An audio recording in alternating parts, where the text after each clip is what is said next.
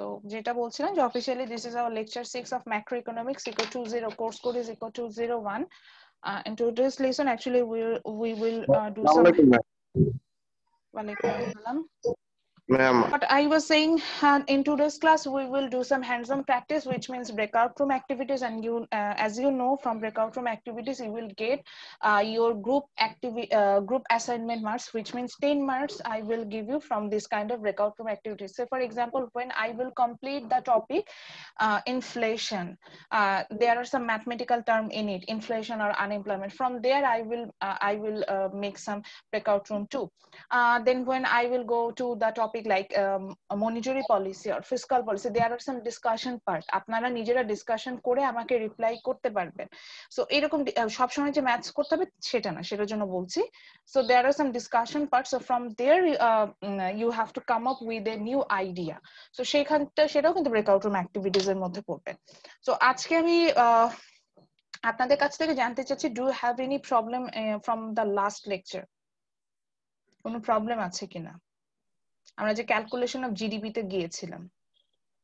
Ma'am growth রেটে একটু problem মনে হচ্ছে আমার, সেটা হচ্ছে ম্যাম আমি সবার প্রবলেমগুলো নিব মানে তার মানে কিছু প্রবলেম আছে, তাহলে আমি একটু বলে নিচ্ছি। ফার্স্ট অফ অল আমি এখন 5 মিনিট সময় দিব আপনাদের, হচ্ছে আপনাদের যা যা প্রবলেম আছে আমার সাথে শেয়ার করবেন, আমি ওই প্রবলেমগুলো সলভ করব। ওগুলো সলভ করার পরে হচ্ছে গিয়ে আমি আপনাদেরকে, যেহেতু এখন ক্লাসে আছেন 40 স্টুডেন্টস, আমি 4জন করে একটা করে গ্রুপ ক্রিয়েট করব। আপনাদের কাজটা বলে দিচ্ছি, 4জন করে একটা করে গ্রুপ ক্রিয়েট হবে, which means there will be 8 groups. আপনাদের কাজ যেটা হবে যে সেখানে আমি একটা ম্যাথস দিব, সেই ম্যাথসটা সলভ করতে হবে। একটা টেবিল থাকবে, সেই টেবিলটা সলভ করতে হবে। এই যে ব্রেকআউট রুম যেহেতু টেবিলটা সলভ করে ইট নিড টাইম, সো আমি আপনাদেরকে হয়তো 15 মিনিটস টাইম দেব। এই 15 মিনিট সময় আপনি একা করবেন না, আপনার গ্রুপমেটদের সাথে, অর্থাৎ আপনার সাথে ব্রেকআউট রুমে যারা ছিল সবাই মিলে আপনারা হচ্ছেন কি ওই ম্যাথটা সলভ করবেন। সলভ করে ইন দ্য মেইন টাইম দেখবেন যে আপনাদের গুগল ক্লাসরুমে আমি একটা ফোল্ডার ওপেন করব, এটার নাম হবে ব্রেকআউট রুম অ্যাক্টিভিটিস, আজকে যেটা যে ক্যালকুলেশন অফ জিডিপি। ওখানে আমি একটা টাইম ফ্রেমও দিয়ে দিব। এই টাইমের মধ্যে এই যে ম্যাথটা সলভ করলেন, এই ম্যাথসটার জাস্ট একটা স্ন্যাপ, একটা ছবি তুলে আপলোড দিয়ে দিতে হবে। এই যদি 2 পেজ হয় 2 পেজে দিবেন, 1 পেজ হলে 1 পেজে দিবেন। অবশ্যই খাতার উপরে নিজের নাম আর আইডিটা লিখে নেবেন। ম্যাম 4 জনেরই কি দিতে হবে নাকি যে কোনো একজন? 4 জনেরই দিতে হবে, এটাই বলতে চাচ্ছিলাম। 4 জনেরই দিতে হবে, কিন্তু আপনি তো অবশ্যই সবকিছু নাও পারতে পারেন রেজা, কিছু প্রবলেম থাকতেই পারে। এইটার জন্য আপনার গ্রুপ রেসপন্সিবল আপনাকে হেল্প করার ব্যাপারে। এবং এখানেই আসছে, এখানেই টুইস্ট, যে 4 জন আপনার গ্রুপে থাকবে 4 জন সেম মার্কস পাবেন, which means আপনাকে যদি কেউ হেল্প না করে, আপনি যদি 0 পান, এটা কিন্তু এভারেজে বাকিদেরও এই মার্কসটা কোনো, ধরেন সাপোজ আপনার গ্রুপে আমি আমার জাস্ট র্যান্ডম লিস্ট দেখে বলছি জিহান আছে, তাইবা তাসনিম আছে, আর সাইফুল আছে, আর ধরেন রেজা একটা গ্রুপে। এখন বাকি 3 জনই 7 করে পেয়েছে, রেজা পাইলো 0, রেজার হয় নাই ম্যাথসটা। তাহলে 7 3 7 21 21 ডিভাইডেড বাই 4, সো এভারেজে যদিও বাকিরা 7 করে পাচ্ছিল, এভারেজে তখন এখানে মার্কস চলে আসবে 4.5 করে, বিকজ একজন মেম্বার এটা ভালো মতো পারেনি। সো এটাই হবে। সো একটা গ্রুপের মার্কসটা কিন্তু এভারেজে আসবে। সো আপনাকে যেমন নিজে ভালোভাবে পারতে হবে, and you have to make sure আপনার গ্রুপমেটও ম্যাথসটা ঠিকঠাক মতো সলভ করেছে এবং ওই যে গুগল ক্লাসরুমে আপলোড করেছে। এখানে দুটো কাজ করব, সেটা হচ্ছে এই ম্যাথসটা আমরা গ্রুপে সলভ করব, ডিসকাশন করব, ডিসকাশন করে আমরা হচ্ছে গিয়ে ম্যাথসটা সলভ করে আমরা গ্রুপে আপলোড করব, মানে গুগল ক্লাসরুমে আপলোড করব মাই মিস্টেক। এবং যে খাতাটাই আমি লিখবো, খাতার উপরে আবার বলছি নাম, আইডি এবং breakout room number, breakout room 1 2 or 3 যে নাম্বার হবে সে ব্রেকআউট রুম নাম্বারটা দিতে হবে। ব্রেকআউট রুম জয়েন করার সাথে সাথে আগে দেখবেন যে which breakout room you belong, সাথে সাথে যে খাতা, এখনই খাতা নিয়ে প্রিপারেশন নেন, খাতাটার উপরে জাস্ট লিখে নেবেন যে breakout room number this. So আমার জন্য আরো একটু ইজি হবে যে আমি কার খাতাটা দেখছি সেখান থেকে আমি ব্রেকআউট রুমটা নিতে পারবো। আর যদি মনে করেন যে ম্যাডাম কিভাবে এগুলো পাবে, এগুলো যে বললাম, এই যে আমি রেকর্ড করছি সবকিছু একটা ডকুমেন্টেশন থাকে, সো আমি ওখান থেকে পেয়ে যাবো। সো নাও আমি একটু দেখি আমরা লাস্ট ক্লাসে যেটা করেছিলাম, এখান থেকে কয়েকজনের যেহেতু প্রবলেম আছে, আমরা আগে একটু প্রবলেম সলভিং এ যাই। So I think I have shared this kind of word file with you. Using this file আমরা লাস্ট ক্লাসে হচ্ছে গিয়ে আমাদের ম্যাথসটা সলভ করেছিলাম। আজকে আবার একটু দেখবো। তো আমি সাধারণত জিডিপি থেকে ক্যালকুলেশন করতে দিলে ওপেন বুকের মতো এটা বলে দিয়েছি, সাধারণত এভাবে টেবিল আকারে দিই। টেবিল আকারে দিলে ইটস ইজি, মানে ইটস ম্যাট্রিক্স ফর্ম বলা যায়, যে it's easier for us to explain the মানে to portrait the information. Otherwise আমি যদি এটাকে একটা প্যারাগ্রাফ আকারে দিতাম এটা তাদেরও বুঝতে অসুবিধা হতো, আমারও দেখা যেত যে বুঝাইতে অসুবিধা হতো। সো আমি ইজি হওয়ার জন্য এরকম একটা টেবিল আকারে দিয়ে দিই। সো এরকম একটা টেবিল থাকবে। From that table you have to find out nominal GDP, real GDP, GDP deflator and real GDP growth rate. আমি চারটায় আর একবার এক্সপ্লেন করবো যে কিভাবে ফাইন্ড আউট করতে হয়। আই হোপ তাহলে কারোর যদি যেটাতেই প্রবলেম থাকুক না কেন, আই হোপ সেটা সলভ হয়ে আসবে। ঠিক আছে Jamiul Islam, is it okay with you? আমি চারটায় একটু এক্সপ্লেন করে আসি। শুনেছেন স্যার? আপনার মনে একটু প্রবলেম ছিল। আচ্ছা, ওনার হয়তো আনমিউট করতে পারছে না। তো যেটা বলছিলাম যে আমি চারটায় আরেকবার এক্সপ্লেন করে আসি। Is it okay with you? আপনাদের সাথে ঠিক আছে তো? ইয়েস জি ম্যাম। ম্যাম। জি তো ম্যাম। চারটা একটু সলভ করে আসি। সো এরকম হবে যে আমরা একটা টেবিল দিব, সেই টেবিল থেকে সলভ করতে হবে এবং চারটা জিনিস বের করতে পারবো: nominal GDP, real GDP, GDP deflator, real GDP growth rate. Nominal GDP means GDP in current money term. Real GDP means GDP with the adjustment of inflation. GDP deflator, it will reflect the ratio in price level, and the real GDP growth rate will help you to find out how much the GDP has been sorry my mistake, expand. So এই চারটা জিনিস আমরা বের করব। তো first of all আমাদের এরকম 4-5টা বছর দেওয়া থাকবে। সেই ইয়ার গুলো থেকে আমরা যেটা করব, if I don't mention any year which that is the base year, in that case is the oldest one, মানে সবচেয়ে পুরাতন যে বছরটা হবে that will be our base year, and the rest of the year will be the current year. Okay, so here I don't mention which one is the base year, that's why we took 2015, that means the oldest one, as the base year. So for base year there will be no real GDP. For base year the real GDP and nominal GDP will be same. So to calculate the nominal GDP there is a very easy formula, that is you have to multiply the price level with the quantity, current price level with the quantity. Then when you adjust them you will find out the real GDP. Say for example here I find out the nominal GDP of 2015. So in that cases I just multiply the quantities with its own price, then add up them, and I find out the nominal GDP of 2015. So for example the quantity of t-shirt is 30 and the price is $3. So 30 times $3 plus 20 into $2.5 plus 40 into $1.2. So sum of them we find out $188. এভাবে আমি নোমিনাল GDP বের করে নিয়েছি 2015 এ, বা এভাবে একইভাবে 2018 এরটাও বের করেছি, যে প্রাইসের সাথে কোয়ান্টিটি গুলোকে মাল্টিপ্লাই করেছি, প্রাইস টাইমস কোয়ান্টিটি, সেখান থেকে আমরা নোমিনাল জিডিপি বের করতে পারি। তো ঠিক একইভাবে এইভাবে 2018 এর আমরা নোমিনাল জিডিপি গুলো বের করে নিয়েছি। Now here real GDP of 2015 is equal to nominal GDP of 2015. Why? Because আমি এটাই বলছিলাম যে base year এর জন্য the nominal GDP, sorry, the real GDP will be just equal the nominal GDP. Why? Because the formula for to calculate the real GDP is price of base year, which means in that cases we will took the price of base year as a constant number. So here the price of base year will be multiplied by the current quantities, current year quantities. So for that purposes here our base year is 2015. So আমরা 2015 এর price গুলোকে একদম constant হিসেবে ধরে নিচ্ছি। আমরা কি সেটা করেছি? হ্যাঁ অবশ্যই করেছি। আপনারা যদি নোটিস করে দেখেন আমি আমার টেবিলটাতে 2015 এর যে প্রাইস গুলো সেগুলোকে খুব সুন্দরভাবে 2015 এর যে প্রাইস গুলোকে আছে ইয়েলো কালার দিয়ে হাইলাইট করেছি। Is it? করেছি ইয়েলো কালার দিয়ে হাইলাইট? Yes ma'am. এটা কেন করেছি? এটা বোঝাতে যে আমি এটা আমার বেজ ইয়ার ধরে নিয়েছি। আপনি বলেন ম্যাডাম আমি কিভাবে বুঝবো? আপনিও চাইলে আপনাকে তো আমি টেবিলটা দিব, প্রোভাইড করব।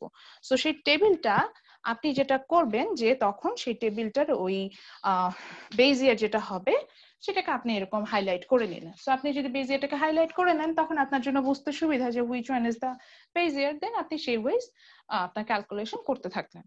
আচ্ছা, দেন যেটা আসলো, তাহলে এখন আসি for the real GDP calculation. So for real GDP calculation always we will took the price or the constant price from the base year and multiply it with the current quantity. আমার যে current quantity থাকবে সেটার সাথে আমি এটাকে multiply করব। এইভাবে আমি হচ্ছে গিয়ে সব সময় আপনার ইয়া পাবো, এটাকে কি বলে, আপনার আমার রিয়েল জিডিপি পাবো। সো এই কারণেই for the base year there will be no real GDP, মানে এটা আমার ইয়ার সমান হবে, নমিনাল জিডিপিটা সমান হবে, কারণ বেস ইয়ারের জন্য তো প্রাইস সেম কনস্ট্যান্ট ধরে নিয়েছি না, ওই প্রাইস দিয়ে তো কোয়ান্টিটিটাকে আমি মাল্টিপ্লাই করেছি, তাহলে তো আমার নতুন করে আবার প্রাইস কোয়ান্টিটি বের করার প্রয়োজন নাই। বুঝাতে পারছি ঝামেলাটা কোথায়? সো এই জন্য আমরা যখন আপনার হচ্ছে রিয়েল জিডিপি ক্যালকুলেশন করব for base year, it will be just equal the nominal GDP of base year.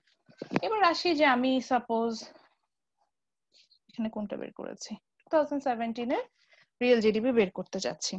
So when I'm going to calculate the real GDP of 2017, আমরা কি করলাম, আমার বেস ইয়ার কি 2015, ওটার প্রাইস গুলো কিন্তু কনস্ট্যান্ট ধরে নিলাম এবং ওই কনস্ট্যান্ট প্রাইসের সাথে আমার 2017 এর যে কোয়ান্টিটি গুলো আছে সেগুলোকে মাল্টিপ্লাই করছি। Say for example, in 2017 the quantity of t-shirt is 55, এটার সাথে টি-শার্টের 2015 এর প্রাইস কত ছিল, কি দেখাচ্ছে এখানে, $3। সেই $3টাকে মাল্টিপ্লাই করলাম, এই যে স্পটলাইট দিয়ে নিচ্ছি, প্লাস 2017 এ অ্যাপলের কোয়ান্টিটি 40, 40 এর সাথে এই অ্যাপলের 2015 এর প্রাইস হচ্ছে $2.5, সেটা মাল্টিপ্লাই করলাম, প্লাস 2017 এ টমেটোর প্রাইস কত, কোয়ান্টিটি কত 70, কিন্তু সেই টমেটোর প্রাইসটা 2015 এ কিন্তু $1.2, কিন্তু 2017 এ ডিফারেন্ট ছিল, আমি কিন্তু সেটা নিই নাই, আমি 2015 এ যেটা আছে সেটা নিয়েছি, বেস ইয়ারে যেটা। এবার এভাবে করে আমরা চাইলেই প্রত্যেক বছরের রিয়েল জিডিপি বের করতে। দেন আমরা কি করলাম, হ্যাঁ বলো, 2017 এর রিয়েল জিডিপিটা মনে হয় একটু ভুল আছে, মানে ক্যালকুলেশনটা, মানে টোটাল টার্মটা, হ্যাঁ হ্যাঁ হ্যাঁ ভুল আছে, আমি জাস্ট এখানে আন্দাজে একটা ভ্যালু বসাইতেছি, মানে হচ্ছে 2016 এরটা বসছে। আচ্ছা হ্যাঁ এটা ভুল হতে পারে। ম্যাম আমাদের কি বেস ইয়ারের রিয়েল জিডিপিটাও কি বের করতে না না, বেস ইয়ারে যেহেতু রিয়েল জিডিপি ইকুয়াল হবে, জাস্ট আপনি লিখবেন যে for base year the real GDP is just equal the nominal GDP, ওটুকু বললেই হবে, এখানে মানে আর ক্যালকুলেশন করতে হবে না, মানে একবার তো বের করেছেন, একই ক্যালকুলেশন আবার রিপিটেশনে কেন যাবেন। আর এখানে হ্যাঁ অঙ্কন ভুল থাকতে পারে।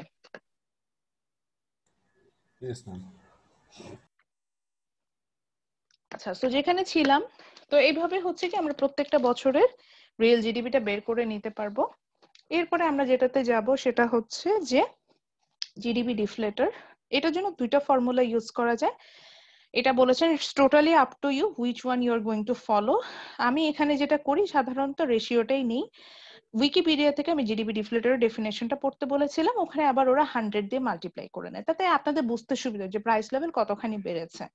তো জিডিপি ডিফলেটরের জন্য ফর্মুলা আছে n ডিভাইডেড বাই r, আমি এভাবে মনে রাখি, মানে real GDP divided nominal GDP divided by real GDP. So যে কোনো বছরে জিডিপি ডিফলেটর হবে হচ্ছে কি nominal GDP divided by real GDP. Again for base year there will be no GDP deflator, কারণ কি, কারণ ওটার ভ্যালু 1 আসবে, কারণ নমিনাল জিডিপিও যা রিয়েল জিডিপিও যা, কম্পেয়ার তো আমি কারোর সাথে করতে পারছি না, প্রাইস লেভেল সেম, বাকি 3টা বছরের জন্য কিন্তু আমরা জিডিপি ডিফলেটর পাবো। সে ফর এক্সাম্পল এখানে আমরা হচ্ছে গিয়ে 2017 এর রিয়েল জিডিপি ডিফলেটরটা বের করেছিলাম, এবং সেক্ষেত্রে যেটা করেছি যে 2017 এ আমার যে রিয়েল জিডিপি আসছে, নমিনাল জিডিপি আসছে, সেটাকে আমি 2017 এ যে রিয়েল জিডিপি ক্যালকুলেশন করে পাচ্ছি সেটা এখান থেকে বের করে নেব, এখানে কোনো কমেন্ট করতে হবে না। একটা জায়গায় আপনাকে যে কমেন্ট করতে হবে ফাইনালি আমরা যখন গ্রোথ রেট বের করব। আচ্ছা, to calculate the growth rate, the formula আমি এখানে লিখি নাই, the formula is GDP of current year, real GDP of current year, sorry my mistake, real GDP of current year. To calculate the growth rate, the formula is real GDP of current year minus real GDP of previous year divided by real GDP of previous year, multiply that, then the whole term will be multiplied by 100. Say for example, here I am trying to find out the real GDP growth rate of 2017 সালের growth rate বের করার চেষ্টা করছি। তাহলে formula wise কি হবে, 2017 এ যে real GDP ছিল সেটা বসাতে হবে, দ্যাট ওয়াজ 268.5, সেটা থেকে মাইনাস যাবে হচ্ছে the real GDP of previous year, which means 2016। তো 2016 এ রিয়েল জিডিপিটা ছিল হচ্ছে 188, এখানে এটা বের করেছিলাম। সরি আমি ভুল বলছি, আমি এখানে 2016 বের করছি। সো দেন 2016 এর প্রিভিয়াস ইয়ার ছিল হচ্ছে কি 2015, which was our base year. So সেটার রিয়েল জিডিপি বা নমিনাল জিডিপি সেম থিং, এটা ছিল হচ্ছে 188, so 268.5 minus 188 divided by the real GDP of previous year. So again the real GDP of previous year is 188, এটাকে total term, এই জন্য আমি এটাকে থার্ড ব্র্যাকেটের মধ্যে নিয়ে আসি যে এটাকে আগে বের করে নিব, then this total term will be multiply by 100। So এখানে আমি পেলাম হচ্ছে গিয়ে 42.82%, মানে 2015 সাথে যদি আমি 2016 সালের কম্পেয়ার করি, 2015 থেকে এই যে এখানে যে আমি ইনফরমেশন দিয়েছি সেই ওয়াইজ 2016 সালে ইকোনমিটা টোটাল 42% বেড়ে গেছে। মানে আগের বছর যদি আমি 100 টাকা ইনকাম করি তাহলে এখন ইনকাম করছি 142 টাকা, এত বেশি বড় হয়েছে। ম্যাম একটা প্রশ্ন জি। ছিল। হুম। ম্যাম হচ্ছে আমরা যে হচ্ছে এখানে মাইনাস করলাম হচ্ছে রিয়েল জিডিপি অফ হচ্ছে মানে প্রিভিয়াস ইয়ার, এখানে প্রিভিয়াস ইয়ার হবে না ম্যাম, বেস ইয়ার হবে? কারণ আমার না, খাতায় এটা লেখা ছিল প্রিভিয়াস ইয়ার না, আমি বেজ ইয়ার ভুল বলে ফেলেছিলাম, মানে বেজ ইয়ার বললে না। আচ্ছা, কারণ যেহেতু কোশ্চেনটা করেছেন ভালো, বেজ ইয়ার করলে আসলে কি এখানে তো আমি অনেকগুলো বছর নিয়েছি, এই কারণে আমি বেজ ইয়ারটা লিখিনি, আমি ভুল এই জন্যই বলছি, আমি ভুলটা বলেছি এই কারণে। আমরা যখন নর্মালি আপনি যখন রিয়েল লাইফে এটা প্র্যাকটিস করবেন, এখানে এত 4-5 বছর ধরে আপনাকে কম্পেয়ার করতে হবে না, ওখানে সবসময় সাধারণত 2টা বছরের মধ্যেই কম্পেয়ার করতে হয়। মানে ধরেন আপনি ফাইন্যান্স মিনিস্ট্রিতেই কাজ করছেন, তো আপনি লাস্ট ইয়ার কি হয়েছে, এই ইয়ারে কি হয়েছে, এটার মধ্যে কম্প্যারিজন হবে। কখনোই 10-15 বছরের কম্প্যারিজন নিয়ে কাজ করতে খুব কম কেসে হয়। তো সেই ক্ষেত্রে যদি আমি 2015 সালের সাথে 2018 সালের কম্পেয়ার করি, তাই না, তাহলে তো 15তে যা ছিল 2018তে 3 বছরের মধ্যে অনেক চেঞ্জেস আসতে পারে। তো সেই ক্ষেত্রে আসলে কি যদি এইভাবে আমি গ্রোথ রেট হিসাব করি, জিনিসটা খুব ইরিলেভেন্ট একটা অ্যান্সার আসে। যে লাইক আমি 2010 সালে, মানে আমি আমার ধরেন 2015 আমি নিজেই জব শুরু করেছি, 2015 সালে আমার যে স্যালারি ছিল 2021 সালে তো আমার স্যালারি তা থাকবে না। তো আমি যদি 2015 সালে 2021 এর কম্পেয়ার করি তাহলে একটা ইরিলেভেন্ট কম্পারিজন না। কম্পেয়ারটা করা উচিত কি, যে আমি 2020-এ কি করলাম, 2021-এ আমার কি অবস্থা, যে 1 বছর আগে। তো এই কারণে সাধারণত যে কোনো গ্রোথ রেট আমরা যখন ক্যালকুলেশন করি, নর্মালি আমরা হচ্ছে কি বেজ ইয়ারের সাথে কম্পেয়ার করি, বিকজ বেজ ইয়ারটা দেখা যায় কি যে খুব কাছাকাছি সময়ের হয়। কিন্তু আমার এই টেবিলটা যখন আমি দিচ্ছি বা পরবর্তীতে আরো যেগুলো টেবিল আমি ফলো আপ করেছি আপনাদের বইয়েও, সেখানে দেখা গিয়েছে যে বেশ কয়েকটা বছর দাও, তো বেশ কয়েকটা বছর হলে না, তখন যদি আমি বেজ ইয়ারের সাথে কম্পেয়ার করি, ইন দ্যাট কেসে গ্রোথ রেট অবভিয়াসলি আমি সেখানে কম্প্যারিজন পাবো, but that will be very irrelevant one. ওই যে বললাম যে অনেক পুরাতন কম্প্যারিজন পাচ্ছি। এলজিডিপি এই যদি কারণে আমরা 2017 আমরা হয়, পাশাপাশি 2টা বছরের মধ্যে কম্পেয়ার করি, করে এই জন্যই ফর্মুলাটা এরকম দিয়েছি যে growth rate real GDP of current year minus real GDP of previous year divided by real GDP of previous year multiply by 100।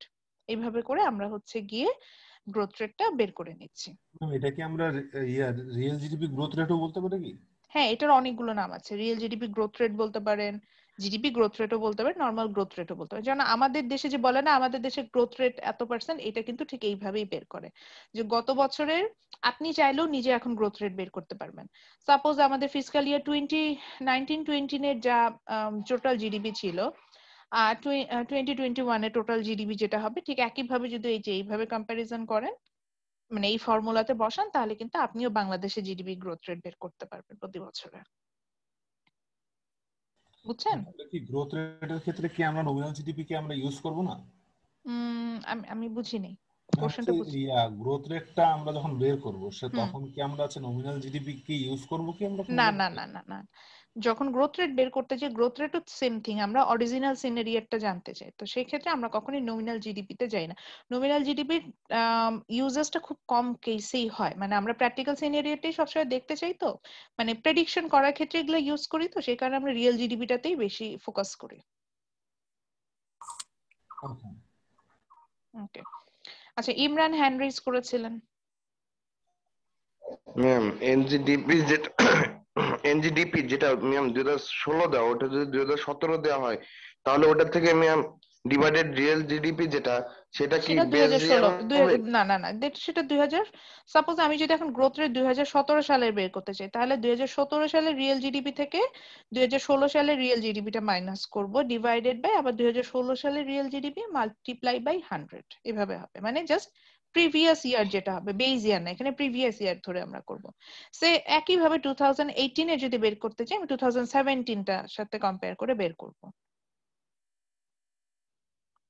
আচ্ছা, স্নিগ্ধা বলেন। ম্যাম এখানে 2015 এর গ্রোথ রেটটা কিভাবে বের করব? 2015 এর এটাই আসতাম। 2015 এর মানে বেজ ইয়ারের জন্য শুধুমাত্র নমিনাল জিডিপিটা আমরা বের করব, আর কিছু বের করতে হবে না, কিছুই আসবে না 2000 মানে বেজ ইয়ারের জন্য। বাকিগুলো বাকি 3টা ইয়ারের থাকবে। আচ্ছা, আবির বলেন।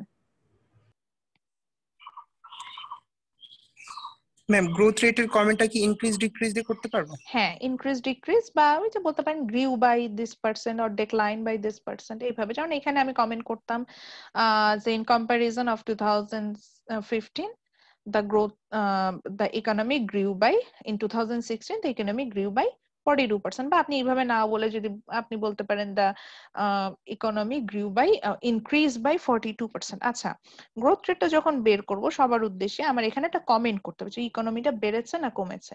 কমবে কিভাবে বুঝবেন? দেখবেন অ্যান্সারটা মাইনাসে আসবে। যদি মাইনাস আসে তার মানে বুঝবেন ইকোনমি বড় হয়নি, উল্টা ছোট হয়ে গেছে, মানে শ্রিঙ্ক করেছে। তখন আপনি বলবেন যে ফল বাই বা ডিক্লাইন বাই দিস পার্সেন্ট, এভাবে যাবেন। আর যদি দেখেন যে পজিটিভ অ্যান্সার আসছে এখানকার মতো, তাহলে আপনি বলবেন grow by or like increase by this percent, যতটুকু অ্যান্সার আসবে সেটাই। সো আই হোপ সবার হচ্ছে এই মানে গ্রোথ রেটে ক্যালকুলেশন এই প্রবলেম সলভ। এখন আমি দেখবেন যে আপনাদের সাথে আর একটা ওয়ার্ড ফাইল শেয়ার করব। আমাকে যেহেতু আপনাদের এখন ব্রেকআউট রুম আমি স্টার্ট করে দিব, এই জন্য আমার সময় লাগবে, মানে আমি এখন ওটা ক্রিয়েট করি না, আপনাদের ব্রেকআউট রুম স্টার্ট করে আমি হচ্ছে গিয়ে এটা আপলোড দিব হয়তো। তো এটা একটা অ্যাসাইনমেন্টের মতো ভাবে আমি দিয়ে দিব। তো ওই যখন আমি হচ্ছে গিয়ে অ্যাসাইনমেন্টটা অ্যাসাইন করব, ওখানে হচ্ছে গিয়ে আপনার কি বলা যায়, এখানে আমি তখন এই ফাইলটা আবার পুনরায় আপলোড করে দিব। এখন আপনাদের এই ফাইলটার উপরে বেস করে এখানে যা যা ইনফরমেশন দেওয়া আছে এটার উপর বেস করে হচ্ছে গিয়ে আপনাদের এখন ব্রেকআউট মানে হচ্ছে এই ম্যাথসটা সলভ করতে হবে। তো আমি আগের মতোই যেটা বলছি যে আমি হচ্ছে গিয়ে ব্রেকআউট রুম ক্রিয়েট করেছি অলরেডি। তো এই ব্রেকআউট রুমে আমার 9টা ব্রেকআউট রুম হয়েছে। লাঞ্চের পেশেন্ট তো এটা কি পুরোটা গরম পানি কি ফিল্টার ভরবে পুরোটা? আচ্ছা, লাঞ্চের তো পেশেন্ট তো গরম পানি। আমি আনমিউট করবেন, সবাই মিউট করে রাখবেন নিজেকে। সো যেটা বলছিলাম যে আমার এখানে হচ্ছে কি আমি ব্রেকআউট রুম হচ্ছে 9টা ব্রেকআউট রুম ক্রিয়েট করেছি, এবং ম্যাক্সিমাম ব্রেকআউট রুমে আমার 5 জন করে স্টুডেন্ট আছে, আর অল্প কিছু ব্রেকআউট রুমে যেখানে হচ্ছে 4 জন স্টুডেন্ট আছে। তো আপনার এটা হেডেক না যে 4 জন আছি না 5 জন আছি না 1 জন আছি না 2 জন আছি। আপনার হেডেক হচ্ছে গ্রুপমেটদের সহায়তা নিয়ে মানে 100% যাতে ম্যাথসটা কারেক্টলি অ্যান্সার করতে পারি, এবং সাথে আমার গ্রুপমেটদেরও হয়। আচ্ছা, আর একটু বলে নেই, সেখানে কিন্তু আরেকটা বিষয় থাকবে, সেটা হচ্ছে লিখবো কিভাবে। টেবিলটাকে তুলতে হবে না, টেবিল তুলতে হবে না, জাস্ট হচ্ছে আমার ইয়ার ধরে ধরে মানে আমার আমার কাছে ইজিয়েস্ট মনে হয় যে আগে নমিনাল জিডিপিটা বের করবেন, নমিনাল জিডিপি টাইটেল দিলেন, তারপর রিয়েল জিডিপি, তারপরে জিডিপি ডিফ্লেটর বের করলেন বা গ্রোথ রেট বের করলেন, দেন জিডিপি ডিফ্লেটর বের করলেন। এইভাবে একটা একটা করে টার্ম ধরে ধরে আসবেন, তাহলে দেখবেন আপনাদের জন্য ইজি হবে। ইয়ার ধরে আগানোর থেকে যদি কোশ্চেন ধরে আগান সেক্ষেত্রে ইজি হবে। আচ্ছা, টাইমিং কতক্ষণ দিব? এই টেবিলটা সলভ করতে কতক্ষণ লাগতে পারে? 40 মিনিট। 40?